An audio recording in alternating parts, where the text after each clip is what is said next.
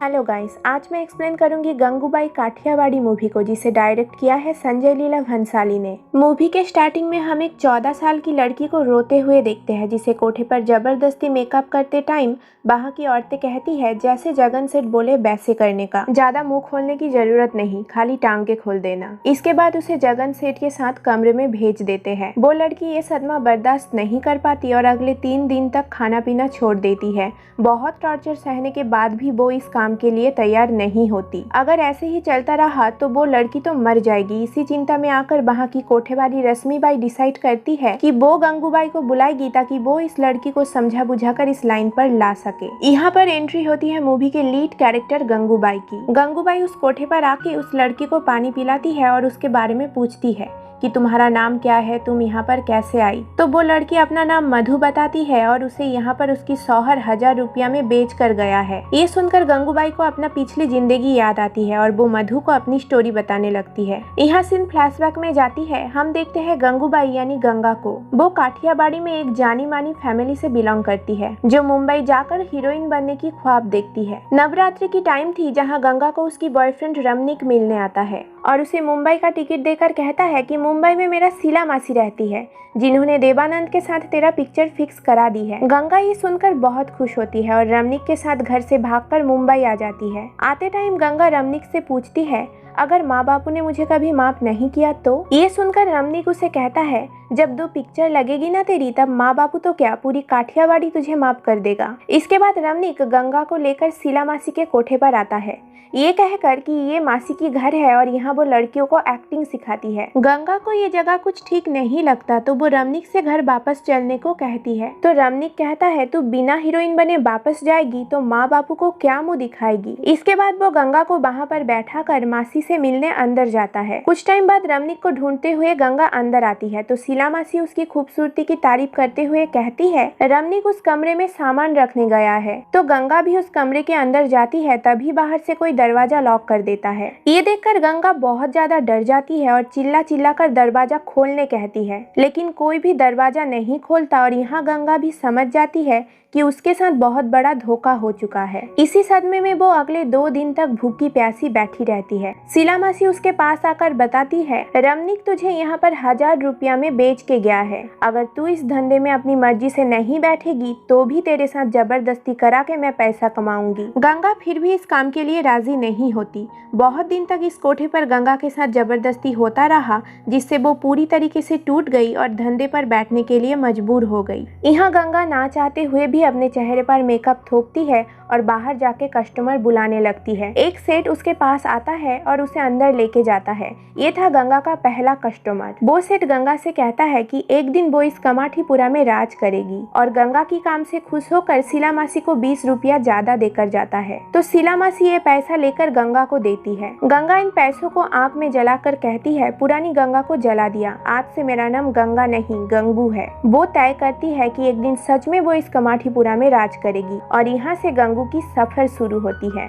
वो अपनी मर्जी से इस धंधे में बैठती है और दूसरी कोठे वालियों से ज्यादा पैसा कमाने लगती है। ऐसे ही एक दिन धंधे के टाइम पर शीला मासी सभी लड़कियों को धंधे पर बैठने के लिए बाहर बुलाने आती है। तो यहाँ गंगा उनसे कहती है आज धंधा नहीं होगा, हफ्ते में 1 छुट्टी तो हमें भी मिलना चाहिए, इसलिए आज मैं सबको अपने साथ सिनेमा दिखाने ले जाऊंगी। ये सुनकर मासी मना करती है, लेकिन गंगू मासी की परवाह करे बिना सब लड़कियों को अपने साथ आने को कहती है और सभी लड़कियां गंगू की बात मानकर उसके साथ सिनेमा देखने चली जाती है। ये देखकर शीला मासी मन ही मन गंगू के ऊपर बहुत गुस्सा होती है और गंगू को सबक सिखाने का ठान लेती है। सिनेमा हॉल में एक लड़का गंगू को छेड़कर उसके साथ रात बिताने की बात करने लगता है, तो गंगू उसकी धुलाई करते हुए कहती है क्या एक दिन भी चैन से छुट्टी नहीं मना सकते हम। ये कहकर उस आदमी की और धुलाई करती है। शाम को कोठे पे वापस आकर सभी लड़कियां अपने परिवार वालों को याद करके बहुत इमोशनल होती है। सभी लड़कियां ये सोचने लगती है कि अगर घर छोड़ने से पहले एक बार वो लोग अपने माँ बाप से मिल लेते तो शायद वो इन्हें रोक देते और आज उनको ऐसा जिंदगी नहीं बिताना पड़ता। ऐसे ही सोचते हुए वो लोग सो जाते हैं। अब सुबह के 4 बजे एक कस्टमर आता है और उसे गंगू चाहिए था।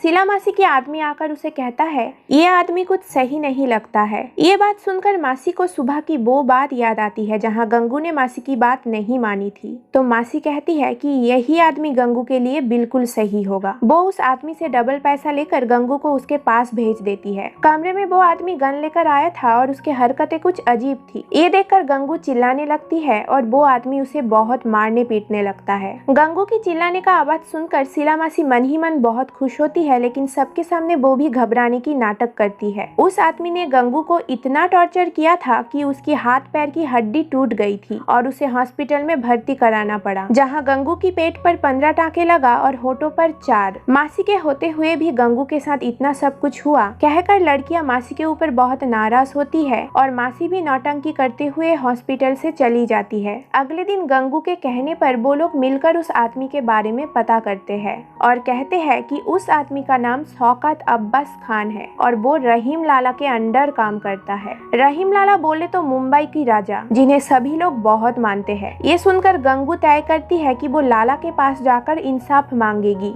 अगले ही दिन वो उसी हाल में लंगड़ाते हुए रहीम लाला के पास जाती है और उन्हें पूरी घटना बताते हुए अपना जख्म भी दिखाती है। तो रहीम लाला अपने एक आदमी बिलाल को कोठे के बाहर पहरेदारी के लिए भेजकर गंगू से कहते हैं तुम अपने घर जाओ और दोबारा जब शौकत तुम्हारे पास आए तो मुझे खबर कर देना, और गंगू को इलाज कराने के लिए पैसा भी देते हैं। गंगू पैसे लेने के लिए मना करती है तो लाला कहते हैं अपना भाई समझकर रख लो, और यहाँ से गंगू और रहीम लाला के बीच एक भाई बहन का रिश्ता बन जाता है। गंगू कोठे पे लौट आती है और बिलाल भी कोठे के बाहर पहरा देता रहता है। ऐसे ही महीना बीत जाता है और एक दिन फिर से वो आदमी कोठे पे आकर गंगू को उसके पास भेजने कहता है। पिछली बार गंगू के साथ क्या हुआ था ये जानते हुए भी शीला मासी 4 गुना दाम लेके गंगू को उस आदमी के पास भेजने के लिए तैयार थी। बाकी सभी लड़कियां इस बात की विरोध करती है और गंगू को उसके पास जाने से मना करती है, लेकिन गंगू लाला को खबर करने को कहकर उस आदमी के साथ कमरे में चली जाती है। यहाँ वो आदमी गंगू से कहता है मेरी दी हुई सारी निशान तो मिट गई,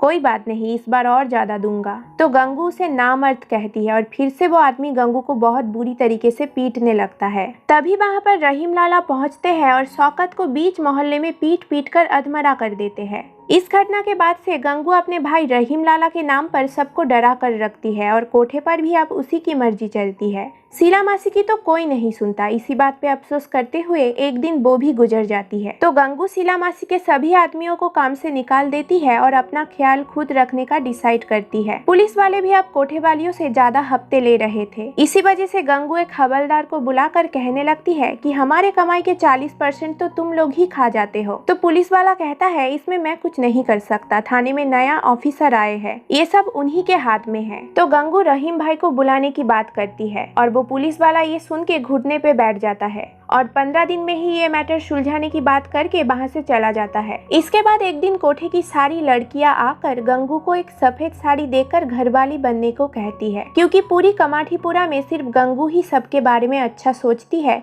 और उनके लिए लड़ती है। सफेद साड़ी देखकर गंगू कहती है अभी से अगर मैं सफेद साड़ी पहनने लग गई तो कोई भी कस्टमर मेरे पास नहीं आएगा। तो लड़कियां कहती है आज से तू कोई भी ग्राहक का बिस्तर नहीं संभालेगी, सिर्फ हमारा घर संभालेगी। ये सब सुनकर गंगू भी घरवाली बनने के लिए तैयार हो जाती है और मधु से कहती है तो गंगा से मैं बनी गंगू और गंगू से गंगूबाई, ऐसे ही मेरी तरह तू भी एक दिन मधु से मधुबाई बन सकती है। ये बोलकर गंगूबाई मधु के सामने 2 चॉकलेट रखकर कहती है अगर ये वाला खाओगी तो यहाँ की बन जाओगी और ये वाला खाओगी तो जान से जाओगी, क्योंकि इसमें जहर है। तो मधु यहाँ पे जहर वाला चॉकलेट लेती है। ये देखकर गंगूबाई हैरान हो जाती है क्योंकि ये लड़की मरने को तैयार है लेकिन ये काम करने को नहीं। गंगूबाई बाहर आके रश्मिबाई से कहती है ये लड़की वापस अपना घर जाएगी। ये सुनकर रश्मिबाई कहती है घर जाएगी मतलब? मैंने 1000 दिए है उसके। तो गंगूबाई कहती है कल घर आकर 10,000 लेके जाना। कहकर वो मधु को साथ लेकर कोठे पर वापस आके अपनी एक आदमी को भेजती है मधु को सही सलामत उसके घर छोड़ने के लिए। अगले दिन गंगू के ब्लाउज सिलाने के लिए एक बूढ़ा चाचा अपने भतीजे अफसान के साथ आते हैं और अब से अफसान ही यहाँ के सारे काम संभालने वाला था। यहाँ गंगू और अफसान एक दूसरे को पसंद करने लगते हैं और उन दोनों में दोस्ती हो जाती है। जब भी उन्हें टाइम मिलता वो एक साथ 3 पत्ती खेलते, दारू पीते और घूमने भी चले जाते थे।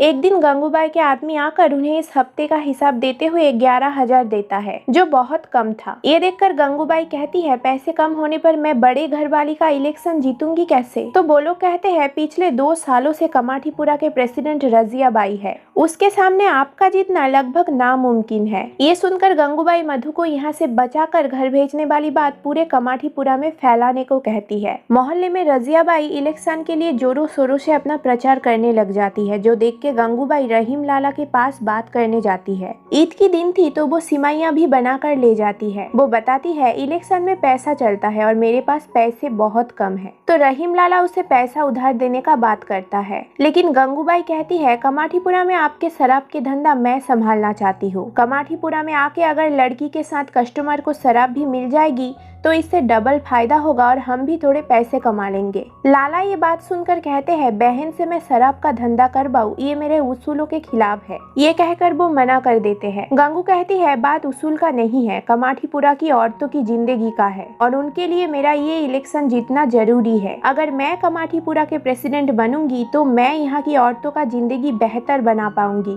वरना रजिया ऐसे ही सबका जीना हराम करती रहेगी। लाला ये बात को समझता है और गंगू को शराब के धंधे में 20% का पार्टनर बना देता है। साथ ही साथ उसे एक नई कार भी गिफ्ट करते हैं और कहते हैं, अपने लिए बिजनेस कार्ड भी छपवा लेना, गंगूबाई माफिया क्वीन के नाम से। अगले दिन गंगू जब नहा रही थी, अफसान ब्लाउज लेके आता है तो गंगू उसे अंदर बुलाती है। यहाँ अफसान गंगू की खूबसूरती की तारीफ करते हुए अपना प्यार का इजहार करता है। गंगू को भी अफसान पसंद था तो वो अफसान को गले लगा लेती है। वो अफसान को अपनी गाड़ी दिखाती है और वो दोनों घूमने जाते हैं। गाड़ी में अफसान गंगू से शादी करने की बात करता है, जो सुनकर गंगू उस पे हंसती है। रात को टल्ली होकर गंगू जब अपनी कोठे पर वापस आती है तब रजियाबाई के आदमी आकर गंगूबाई से कहती है, रजियाबाई ने तुझे मिलने बुलाया है। गंगूबाई यहाँ रजियाबाई से मिलने के लिए मना कर देती है। अगली सुबह पुलिस वाले कोठे पे रेड मारने आते हैं और वहाँ तोड़ फोड़ करने लगते हैं। तब गंगूबाई ऑफिसर को रिश्वत देती है और ऑफिसर रेड खत्म करके वहाँ से निकल जाता है। जाते टाइम एक हवलदार गंगूबाई से कहता है, ये सारा किया धरा रजियाबाई की है, आप एक बार मिल लो उनसे, आपकी सारी परेशानी दूर हो जाएगी। लेकिन गंगू दोबारा रजिया से मिलने से मना कर देती है। इसके बाद जब गंगू खाना खाने बैठती है तो रजियाबाई खुद आती है गंगू से मिलने। यहाँ इन दोनों में बहुत कहासुनी होती है और रजियाबाई जाते टाइम गंगू को टॉन्ट मार के कहती है, कल आ जाना रात को 9 बजे पूरी मोहल्ले के सामने मेरे भाषण सुनने। अगले दिन गंगू थिएटर से देवानंद के एक फिल्म की सारा रील खरीद ले आती है और ठीक रात 9 बजे मोहल्ले में सिनेमा लगा देती है। तो इसी चक्कर में कमाठीपुरा के सारे लोग गंगूबाई के गली में फिल्म देखने बैठ जाते हैं और रजियाबाई के भाषण सुनने कोई नहीं जाता। दूसरी तरफ रजियाबाई माइक लेकर अकेली बैठी रहती है। तभी वहाँ पर गंगूबाई पहुंचकर कहती है, क्या हुआ, तेरे भाषण सुनने कोई नहीं आया? कोई बात नहीं, मैं तेरा भाषण सुनूंगी और तालियां भी बजाऊंगी, तू चालू कर। यहाँ रजियाबाई कहती है, अब जंग तूने छेड़ ही दिया तो वार के लिए भी तैयार हो जा। अगले सीन में जब गंगूबाई छत पे कपड़े लेने जाती है, वो एक बच्ची रोशनी को पिंजरे में सोते देखती है। दरअसल रोशनी कोठे पर काम करने वाली कुसुम की बेटी है। हर रात जब कुसुम के पास कस्टमर आते हैं तो वो अपनी बेटी रोशनी को उनकी बुरी नजरों से बचाने के लिए यहाँ वहाँ छुपा के रखती है। वो रोशनी को कोठे पे बिठाना नहीं चाहती। रोशनी अब 15 साल की हो चुकी है तो वो उसकी शादी कराना चाहती है, लेकिन कमाठीपुरा में कभी डोलियां नहीं उठती। तो गंगू रोशनी का रिश्ता लेके अफसान के घर जाती है। 30 तोला सोना और 50,000 नगद देकर गंगू अफसान और रोशनी के रिश्ते की बात करती है। अफसान कहता है, ये सब देकर तुम मुझे खरीद रही हो या इसे बेच रही हो? गंगूबाई कहती है, मैं इसे कोठे पे बैठने से बचा रही हूँ और इससे शादी करके तू भी एक नेक काम कर सकता है। तो अफसान के पिता कहते हैं, एक कोठे वाली हमारी घर की बहू कैसे बन सकती है? तो गंगू कहती है, वही तो मैं भी कह रही हूँ, एक कोठे वाली आपकी घर की बहू नहीं बन सकती। यहाँ वो अपनी ही बात कर रही थी जो अफसान भी समझ जाता है। गंगूबाई कहती है, माँ कोठे वाली है लेकिन बेटी नहीं, रोशनी सिर्फ 15 साल की है और कुमारी भी। ये सुनकर अफसान के घर वाले इस रिश्ते के लिए हाँ कर देते हैं। जाते टाइम अफसान आकर गंगू के गाड़ी में बैठता है और कहता है, एक इलेक्शन जीतने के लिए आप मुझे कुर्बान कर रही है? तो गंगूबाई कहती है, इलेक्शन के लिए नहीं, कमाठीपुरा के औरतों के लिए गंगू 100 अफसान कुर्बान कर सकती है। इसके बाद गंगूबाई अफसान और रोशनी के शादी करवाती है। बाहर तो वो अपने आप को बहुत खुश दिखाती है, लेकिन अंदर ही अंदर वो बहुत टूट गई थी। वो अपने आप को संभालती है और इलेक्शन जीतकर गंगूबाई कमाठीपुरा की प्रेसिडेंट भी बनती है। इसी खुशी में वो कमाठीपुरा की औरतों की अकाउंट भी खोलना चाहती है ताकि वो लोग भी अपने पैसे बैंक में रख सके, लेकिन बैंक वाले यहाँ के किसी भी औरत का अकाउंट खोलने को तैयार नहीं थे। ये बात सुनकर गंगूबाई कहती है, खाता खोलने को तैयार नहीं, लेकिन बैंक वाले यहाँ की लड़कियों की कपड़े खोलने को तैयार है। इसी बात पे वो बैंक मैनेजर से मीटिंग फिक्स करवाती है। कोठे की एक लड़की अपना घर वालों से मिलने जाती है। ये देखकर गंगूबाई को भी अपनी माँ बाप की याद आती है और वो 12 साल बाद पहली बार अपने घर पे फोन करती है। फोन उसकी माँ उठाती है। गंगा की नाम सुनकर उसकी माँ कहती है, तेरे बापू चल बसे। और जाते वक्त उन्होंने अपने मुंह में गंगा जल भी नहीं लिया क्योंकि उसमें तेरा नाम था। ये बोलकर वो कॉल काट देती है। इसके बाद गंगूबाई मोहल्ले में नवरात्रि मनाती है और इसी वजह से वो पूरा दिन धंधा बंद भी रखती है। अगले दिन रहीम लाला गंगू के साथ 2 आदमी का मीटिंग करा के कहता है, इन दोनों से मिलो, ये दोनों तुम्हारा धंधा हमेशा के लिए बंद कराने आए हैं। इनमें से है वार्ड सी के सेक्रेटरी, जिन्होंने 14 नंबर गली के पीछे वाले स्कूल के साथ मिलकर एक पिटीशन तैयार किया है पूरा कमाठीपुरा खाली करवाने का। उनका कहना है स्कूल के बच्चों पर बुरा असर पड़ रहा है। तो सेक्रेटरी कहता है, अगर आप लोग कमाठीपुरा खाली करते हो तो मैं आपको और गंगूबाई को एक एक फ्लैट दिलवा दूंगा। ये सुनकर रहीम लाला कहते हैं, जिसके पास पूरा आसमान हो उसे चूहे के बिल का लालच दे रहे हो, कहकर उसका कपड़ा फाड़ देते हैं और बेइज्जत होकर वो लोग वहाँ से चले जाते हैं। लाला गंगू से कहते हैं, ये मामला कोर्ट कचहरी तक जाएगी और तुझे ये लड़ाई जीतनी ही होगी। 4000 औरतों की जिंदगी का सवाल है, अगर हारी तो एक बार नहीं 4000 बार हारेगी। इसके बाद मोहल्ले के सामने स्कूल वाले कोठे बंद करने के लिए नारा लगाने लगते हैं। ये देखकर गंगूबाई कोठे की छोटे छोटे बच्चों को स्कूल ले जाती है भर्ती कराने के लिए। स्कूल में प्रिंसिपल के ऑफिस में एक जर्नलिस्ट भी होता है जो कमाठीपुरा की कहानी छापने आया था। गंगूबाई वहाँ आकर कहती है, स्कूल बनाते टाइम आप लोगों ने ये क्यों नहीं सोचा कि दीवार को लग के पीछे एक कोठा भी है। कहकर वो प्रिंसिपल को बच्चों की भर्ती के लिए 2.5 साल की फीस भी देती है। तो प्रिंसिपल स्कूल में बच्चों की एडमिशन के लिए मना कर देता है। तो गंगू कहती है, कोठे से हुए तो क्या हुआ, शिक्षा की हक तो इन्हें भी है। ये कहकर वो बच्चों के माँ का नाम गंगूबाई काठियावाड़ी लिखने कहती है। तो प्रिंसिपल फादर का नाम पूछता है। जवाब में गंगूबाई कहती है, बाप का नाम देवानंद लिख दो। पास में बैठा जर्नलिस्ट गंगूबाई की ये सब बात सुनकर इम्प्रेस होता है। तो जाते टाइम गंगू उन्हें कोठे पर आने को बोलकर चली जाती है। कुछ दिन बाद वो जर्नलिस्ट गंगूबाई के कोठे पर आता है और उनकी इंटरव्यू लेने लगता है, जिसे वो एक मैगजीन में छापने वाला है। तभी वहाँ पर सारे बच्चे स्कूल से वापस कोठे पे आकर कहते हैं, टीचर ने हमें मार के भगा दिया। ये सुनकर गंगूबाई जर्नलिस्ट से बच्चों के साथ फोटो खिंचवाती है और कहती है, यही फोटो छापना अपनी मैगजीन में। इसके बाद वो जर्नलिस्ट गंगू की फोटो मैगजीन पे छाप कर ले आता है और कहता है, फेमस हो गई है आप, और फेमस लोगों की बात सब सुनते हैं। अगले हफ्ते आजाद मैदान में औरतों की हक के लिए एक बहुत बड़ी रैली है। बच्चों की शिक्षा का भी मुद्दा उठेगा वहाँ। कमेटी को मैंने आपका नाम दिया है। वो गंगूबाई को 400-500 लोगों के सामने भाषण देने को कहता है और इसलिए वो एक स्पीच भी लिख कर ले आया था। स्पीच में उन्होंने भाई बहन का उल्लेख कर रखा था, जो देखकर वहाँ की सारी लड़कियां हंसने लगती है, क्योंकि एक कोठे वाली को कोई भी अपना बहन नहीं समझता। तो बुधवार ठीक 4 बजे गंगूबाई भाषण देने के लिए आजाद मैदान पहुँच जाती है। मंत्री जी के भाषण के बाद जब गंगूबाई की बारी आती है तो वहाँ की होस्ट कंफ्यूज्ड हो जाती है कि वो गंगूबाई को श्रीमती कहकर बुलाए या कुमारी। तो गंगूबाई खुद ही जाकर अपने आप को इंट्रोड्यूस कराते हुए कहती है, मैं हूँ गंगूबाई, प्रेसिडेंट कमाठीपुरा। कुमारी आपने छोड़ा नहीं और श्रीमती कभी किसी ने बनाया नहीं। इसके बाद वो स्पीच वाला पेपर फाड़ देती है और अपने दिल से बात करती है। कहती है, यहाँ बैठे सबका अलग अलग धंधा है और हमारा धंधा शरीर का है, तो हम शरीर बेचते हैं, क्या गलत है इसमें। तो वहाँ बैठे कुछ लोग उनकी ये बातें सुनकर वहाँ से उठकर चले जाते हैं। ये देखकर गंगूबाई कहती है, इनको सिर्फ हमारा ही धंधा बेइज्जत क्यों लगता है। आपके ही मोहल्ले से आदमी लोग हमारे मोहल्ले में आते हैं, फिर भी सिर्फ हमारा ही मोहल्ला बदनाम क्यों। आप हमें जो भी समझो, लेकिन हमारा उसूल है कि हम किसी से कोई भेदभाव नहीं करते, चाहे वो काला गोरा अमीर गरीब कुछ भी हो, हमारे लिए सब एक है। तो फिर हमारे साथ इतना भेदभाव क्यों। इसके बाद वो बच्चों की पढ़ाई के साथ साथ कमाठीपुरा की औरतों के लिए समाज में इज्जत से जीने का हक मांगती है। वहाँ बैठे सभी लोग उनकी बातों से बहुत प्रभावित होते हैं और चारों तरफ उन्हीं की चर्चा शुरू हो जाती है। इसी वजह से गंगूबाई से मिलने उनकी कोठे पर उस इलाके का मंत्री पटेल साहब आते हैं। वो गंगूबाई से आने वाले इलेक्शन में मदद मांगते हैं। तो गंगूबाई कहती है, क्यों,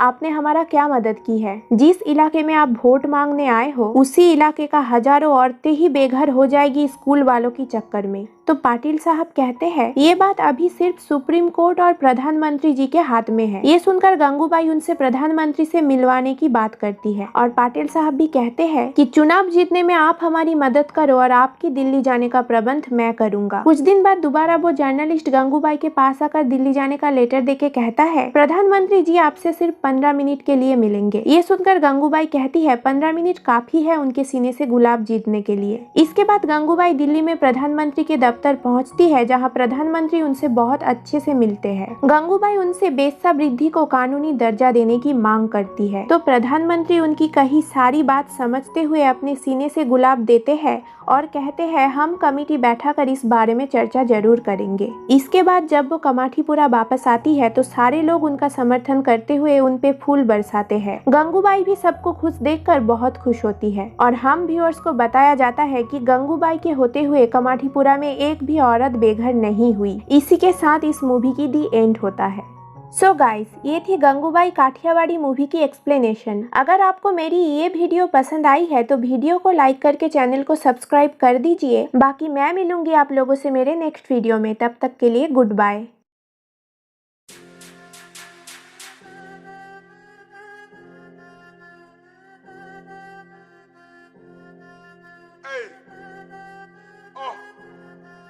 Hey, hey, oh, oh.